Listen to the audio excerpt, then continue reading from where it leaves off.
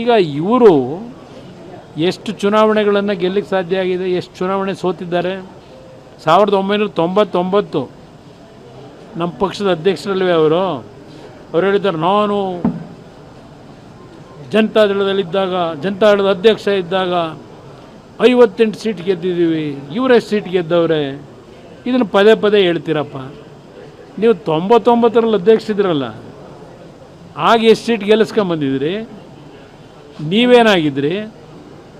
ಆ ಅನುಗ್ರಹ ಮನೆ ಒಳಗೆ ನೀವು ಮಹದೇವಪ್ಪ ಇಬ್ಬರು ಬಂದು ಅನುಗ್ರಹ ಮನೆಯಲ್ಲಿ ಕಣ್ಣಲ್ಲಿ ನೀರು ಹಾಕ್ಕೊಂಡು ಅವತ್ತೊಂದು ಬಕೆಟ್ ಇಟ್ಟಿದ್ರೆ ಬಕೆಟ್ ನೀರು ತುಂಬ್ಕೊಂಬಿಡೋದೇನೋ ಆ ಕಣ್ಣೀರು.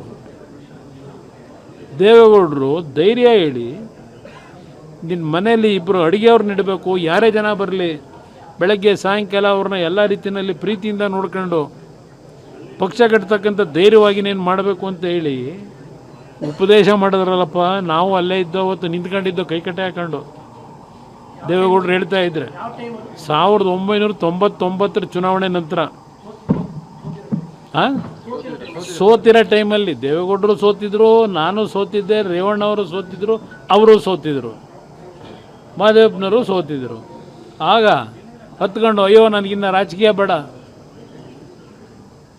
ಅಂತ ಹೇಳಿ ಬಿಟ್ಬಿಡ್ತೀನಿ ಅಂತಿದ್ದೀರಲ್ಲ, ಅದೊಂದು ದಿನ ನೆನಕಳಿ. 2006 58 ಸೀಟ್ ಗೆಲ್ಲಕ್ಕೆ ನಿಮ್ಮೊಬ್ಬರದಲ್ಲ ಕೊಡುಗೆ, ದೇವೇಗೌಡರ ದುಡಿಮೆ.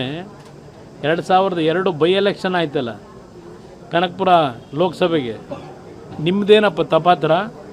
2002 ದೇವೇಗೌಡರನ್ನ ಗೆಲ್ಲಿಸಬೇಕಾದ್ರೆ ಲೋಕಸಭೆಗೆ ಆ ಹೋರಾಟದಲ್ಲಿ ನಾನು ಎಷ್ಟು ಶ್ರಮ ಹಾಕಿದ್ದೀನಿ, ಅದ್ರ 10% ನಿಮ್ಮ ಕೈಲಿ ಶ್ರಮ ಹಾಕೋಕ್ಕೆ ಆಗಲಿಲ್ಲ. ಅಲ್ಲಿ ಆ ಚುನಾವಣೆ ಗೆಲ್ಲಕ್ಕೆ, ದೇವೇಗೌಡರನ್ನ ಗೆಲ್ಲಿಸ್ಲಿಕ್ಕೆ ನಾನು ಚುನಾವಣೆ ನಡೆಸಿರೋದು, ನನ್ನ ಕಾರ್ಯಕರ್ತರು ಚುನಾವಣೆ ನಡೆಸಿದ್ದದು. ನಿಮ್ಮಿಂದೇನು ದೇವೇಗೌಡರನ್ನ ಲೋಕಸಭೆ ಕಳ್ಸೋಕ್ಕಾಗಲಿಲ್ಲ. ಆಗ ನಂತರ 2006 ಚುನಾವಣೆ ಆದಾಗ 2004ರಲ್ಲಿ ನಮ್ಮ ಪಾತ್ರಗಳಿಗೆ ನಾವೇನು ಎಲ್ಲೂ ಇವ್ರನ್ನ ನಮ್ಮ ಕ್ಷೇತ್ರಕ್ಕೆ ಕರೀಲಿಲ್ಲ, ಮಂಡ್ಯ ಜಿಲ್ಲೆಯಲ್ಲೇನು ಕರೀಲಿಲ್ಲ ನಾವು. ಆ ಚುನಾವಣೆಯಲ್ಲಿ 58 ಗೆದ್ದರು. ನನ್ನ ಕಾಲದಲ್ಲಿ ಗೆದ್ದಿದ್ದು ಹೈಯೆಸ್ಟು ಅಂತಿರಲ್ಲಪ್ಪ.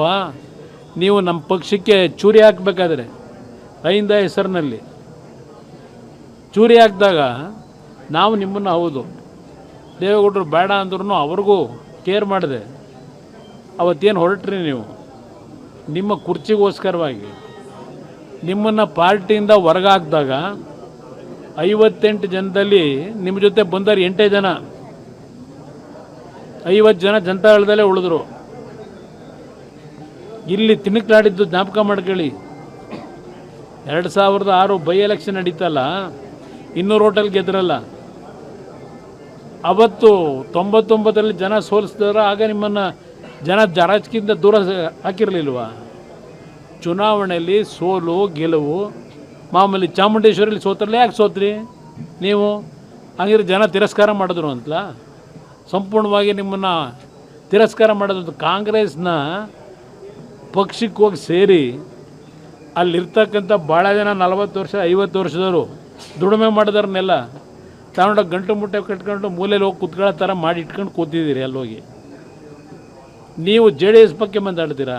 ಅಯ್ಯೋ ಕೇಳಿ ಅವ್ರನ್ನ ಅನುಗ್ರಹದಲ್ಲಿ ಮೇಲ್ಗಡೆ ಮಾಡಿ ಮನೆಯಲ್ಲಿ ಕೂತ್ಕೊಂಡು ಹತ್ಕೊಂಡು ಕೂತಿದಾರಲ್ಲ, ರಾಜಕೀಯ ಬೇಡ ನನಗಿನ್ನ ಸಾಕು ಅಂತ ಹೇಳಿ. ಅವ್ರು ಒಂದು ಬಾರಿ ಹೇಳಿರೋದಲ್ಲ. ನೀವು 2013 ಗೆದ್ರಲ್ಲ, ಮುಖ್ಯಮಂತ್ರಿ ಆದ್ರಲ್ಲ, ಏನು ಹೇಳಿದ್ರು? ಅಸೆಂಬ್ಲಿ ಒಳಗೆ ಏನು ಹೇಳಿದ್ರು?